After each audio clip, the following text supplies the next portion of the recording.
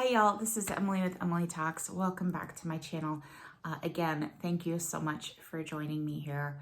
I have to express my gratitude every single time that you've come to share with me and that I'm choosing to sit into this chair, because sometimes it's not easy. Sometimes I wonder, what am I going to talk about? I wonder, am I going to get this video up on time? I wonder if, I'm even any kind of authority to come over and share and try to offer love and help, when my life is so chaotic.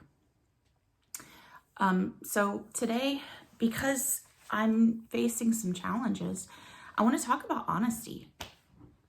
Honesty is tough when I'm not doing well, when I'm not making the best choices, when I'm making choices that I know are directly against my values. It's really hard to remain honest in those moments, because being honest means that I have to accept what I'm doing. With awareness comes accountability, right? So I have to accept the repercussions of my actions. And, being honest is what keeps me from living in the fog. Living in a fog is when I shut myself down to what's going on in reality. I look at reality and I say, you know what, that's too much for me. This is too distressing. And I just try to roll myself up into my own self and to not look outward. If you think about all of those memes, about rolling yourself up into a burrito and putting a screen in front of your face so that you don't have to participate in the day. That's what living in the fog can look like. And, sometimes the mind needs a break, which, in order to recalibrate, in order to process things that have gone on, you don't have to be turned on all of the time. And that's something that I've had to learn to accept in myself, is that not every single time that I choose to do activities that are kind of tuned out, like playing a game or reading or whatever it is that I want to do, listening to some music, that not all of the time does that have to be something that I feel shame or upset about. But if I'm like, the thing that really I had a hard time with yesterday is I had to go to my weight management appointment and talk to my doctor about actively choosing things that were not on my diet, and talk to her about the, knowing better, but not doing the right thing. And I let distress get the best of me, and I chose to invest in that distress instead of choosing something different. And the thing is that change happens over time. So there's a lot of grace to be had. I actually did a video yesterday on grace and versus focusing particularly on honesty. But I found that I was saying things contradictory. I was starting the video one way, and then later on in the video, I said something that was quite contradictory. And looking back over the information, I just watched the video several times. I always go back and watch my videos, to make sure that I'm including all the links that I need to include. And that, and everything in the description that I talk about throughout the video. I don't remember all of that stuff ahead of time. I don't really make notes for my videos at this point before I do them. I kind of just, think about and reflect on something. I try to think of a particular concept that I want to cover, and then I sit my butt down and I go over that concept. I think the only other time that I did some research beforehand is when I did Judgment versus Discernment. I just looked up the definitions and I thought a bit about them, because I was so uncertain about how I was going to talk about these two concepts that I didn't even know where to start. So I did a bit beforehand on those, because I knew that my ideas about judgment versus discernment were still pretty vague. I didn't have the right words for it. But for the most part, I just sit down and I think about something that's been going on in my life that feels impactful, or I talked about a concept in a previous video and I just go over that more deeply. I do want to do a video just on the spiral of integration because I feel like that deserves its own little blurb, and I can maybe make it into a tighter video versus you having to slog through, you know, a 40-minute video to get 10 minutes of some really good content. So, you know, I don't do a lot of research beforehand. It's just me talking through things that I've already experienced. And in the video that I made yesterday that I intended to post, that I did a short about that video, I looked back over it and I was like, well, these ideas are contradictory. And that's a cool thing about journaling, is that, you know, when I put down my ideas and then I review them later, I'm able to see when I contradict myself by looking back through the information that I've written down. Well, not written down in this sense, I'm doing videos. But I was able to see that in the beginning of the video, I was talking about how, you know, I make a choice to end up where I'm at. But then it's not a choice for me to feel so distressed, that it's something that's pre-rational. It comes up beforehand, you know, like the symptoms that I experience from the different issues that I have. How much of it have I put into that, and how much do I just experience it and then I have to work against it versus choosing that distress in that moment? And what does it mean to choose distress? You know, I'm just kind of sifting through these ideas in my mind, and maybe I'll touch on them in this video. I don't really think so, though. I think I'm just going to stick to honesty so it doesn't ramble on for too long. So, you know, I had to go over with my doctor, you know, the choices that I made as far as eating unhealthy foods are concerned, and how I bring my son into that whole decision. And, you know, he's kind of participating in the knowingly choosing something that's not our diet. And it's tough. It's really tough to look at that because there's a lot of feelings of upset, because I'm thinking of something that is a value for me.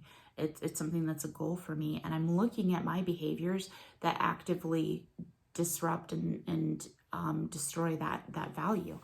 And that's upsetting, and it should be, because if I didn't feel upset when I see that my values are being worked against or being destroyed or hurt,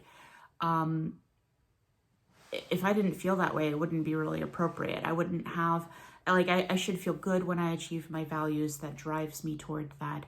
And I should feel bad when they are negatively impact or hurt, because that is what allows me to calibrate and say, hey, this is the behavior that I want to pursue, and this is the behavior that I want to avoid. So that's unfortunately something that really stinks about choosing to be, just conscientious about my decisions and taking accountability for them, is that there can be some crappy feelings there.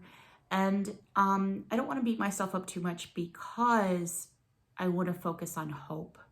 I want to focus on hope for change. I want to focus on grace to give myself space to be imperfect. That grace is what says I have a new opportunity this next time around, because I failed before or I didn't make the best choice before. Doesn't mean that I'm stuck being that person.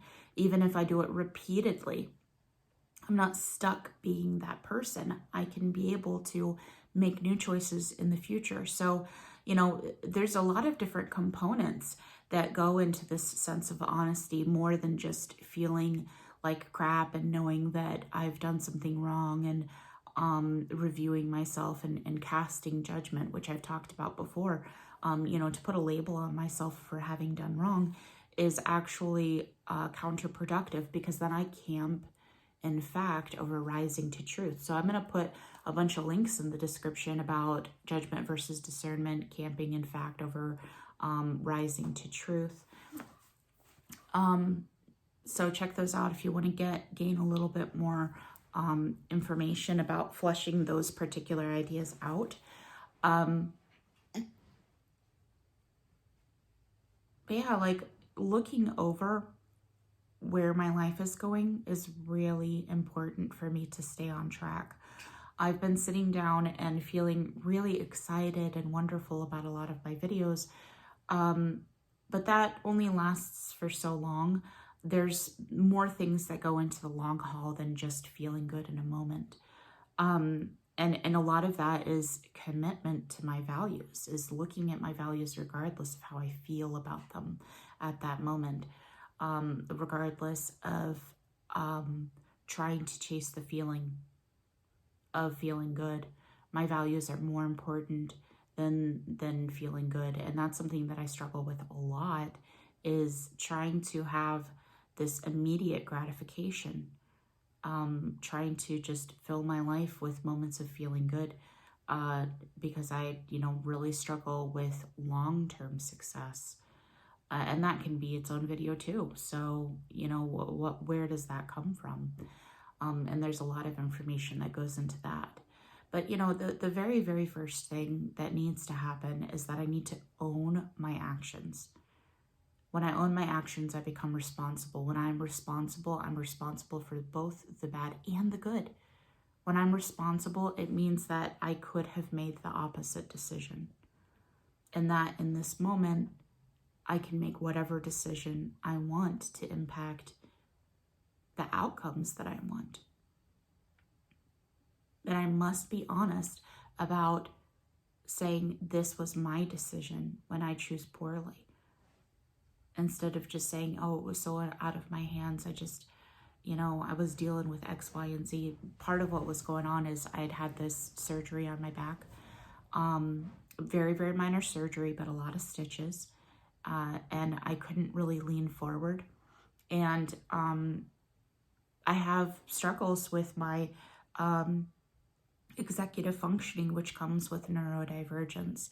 And I'm going to link some information down below, because I did get that together for one of my other videos, just information on neurodivergence. I thought that was really cool, and executive functioning within neurodivergence.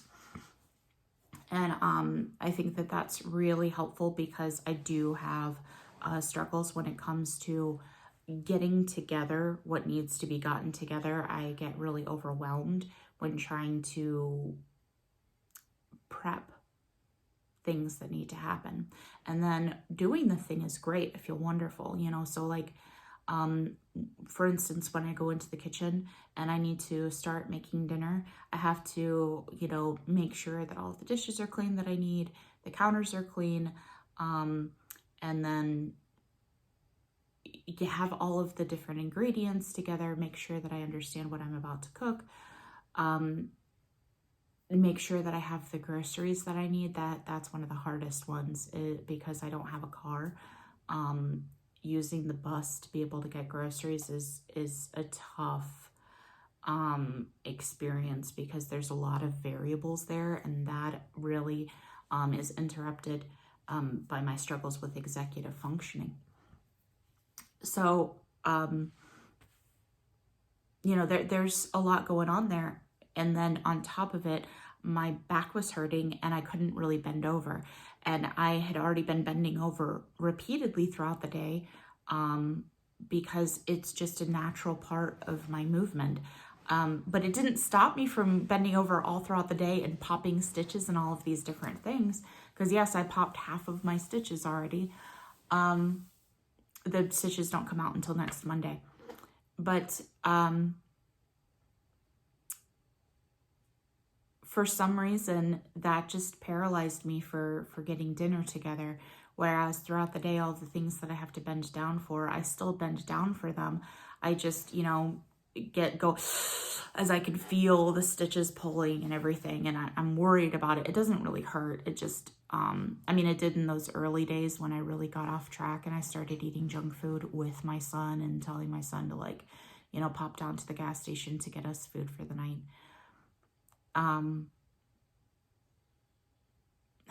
It feels so horrible to talk about, y'all. But, you know, that honesty is really necessary. So, yeah, there was a lot of things that went into the amount of distress that I felt that needs to be worked on. It's not just saying, like, hey, I sat around and I just was like, you know, forget about it. I just want to make crappy decisions today because I don't feel like making good decisions. It's because I experience a significant amount of conflict and oh, I forget the word for when two things don't have like that lubricant. They kind of just grind against each other. I think it starts with a C as well. But anywho, there's just a lot of friction. There we go, friction. There's a lot of friction there in order to be able to choose the ends that I want to choose, to choose the values that I want to choose, and giving myself a moment of relief and satisfaction, particularly through eating junk food and getting those moments of you know, satisfaction feedback that only lasts for that moment, because afterwards it feels really, really crappy, but it soothes me. And you know, I end up saying, like, hey, let's choose this bad thing. And even in retrospect, honesty is really, really helpful and important, because I can be able to start connecting, you know, identifying what the stress is, trying to address the stress before it happens, you know, like having the kitchen cleaned beforehand. And, you know, part of my executive functioning is also the cleanup afterward. I've put in all of this energy into creating the meal. You know, it's usually a meal issue. I've put in all that energy into creating a meal, and trying to clean up afterward is equally distressing and disorienting and overwhelming and confusing. I feel really confused a lot of the times where I'll walk around unsure of what I'm doing, and lose track of my thoughts, and then have to remember what I'm doing. And it can take me several times longer than it would take others to do particular tasks. And it feels really defeating. You know, it's tough, and wanting to avoid that is something that, you know, I struggle with. So that's another thing for me to work on is, you know, I could be able to prepare things ahead of time. And I talked in my last video about this being at rest. Like, how do I want, when all things are equal, how do I want my space to be? I want to be able to look at things and know that they have a place and that they just go into that place, so I don't have to think really hard about it. But that takes a lot of effort, particularly for somebody with ADHD or, you know, neurodivergence, which again, like I said, I'm going to link some articles in the description about that. So it just takes a lot of mindfulness, a lot of work, and building up those neural networks where I have a distressing interaction, or, you know, something that would normally light up distress in my mind. I would get that. I would bring in some positive attention and focus my mind on that, and then purposefully attach those feelings of positivity and happiness and hope and love for my values, to zero in on those experiences and attach it by purpose to the experience, the outward experience that I'm having, like saying, hey, I've got to do these dishes.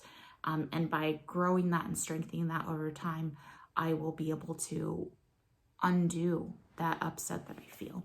I might not necessarily be able to help myself with my executive functioning, but at least I'll reduce the stress, the distress that I feel that pushes me into a direction that I don't want to go, and being able to better, you know, allocate my time to support that. So Honesty is really necessary for growth. It's the thing that comes before even making the new choices. Like, you know, understanding when my values are being hurt or they're being, you know, achieved and sought after and maintained. That obviously is going to come before hope, because that understanding and that calibration of what are my values and what are the things that hurt my values or further my values and get me closer to them or achieve them. Having that calibration is its own thing.